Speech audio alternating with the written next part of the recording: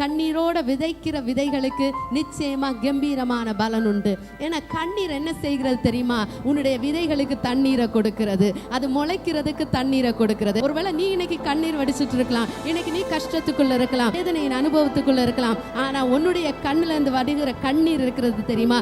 அந்த கண்ணீர் தான் உன்னுடைய விதைகளுக்கு உயிரை கொடுத்து அது முளை தெழும்புவதற்கு ஜீவனை கொடுத்து அது வெளியே வரப்போகிறது. நான் விதைக்கிற விதைகள் வெளியே வர வேண்டிய நாட்கள் வந்துடுச்சு. ஏன்னா நான் வடித்த கண்ணீர் எவ்வளவு அதிகமா இருக்கிறது. எத்தனையோ வருஷங்களா நான் கண்ணீர் வடித்து கொண்டே இருக்கிறேன், எத்தனையோ மாதங்களா நான் கண்ணீர் வடித்து கொண்டே இருக்கிறேன். எத்தனையோ சூழ்நிலைகள், எத்தனை நாட்கள் தாண்டிடுச்சு, இன்னும் எனக்கு பலன் வரலையே, இன்னும் எனக்கு பதில் வரலையே நான் நினைத்து கொண்டிருக்கிறேன். ஆனா இந்த விதைகள் என்னுடைய கண்ணீரானால் நனைக்கப்பட்டு கர்த்தருடைய வசனம் சொல்லுகிறது, கண்ணீரோடு விதைக்கிறவன் கம்பீரமான பலனை தருவான். இந்த கண்ணீர் என்னுடைய விதைகளுக்கு தண்ணீரை கொடுத்து அது முளைத்தெழும்ப வேண்டிய காலத்துக்கு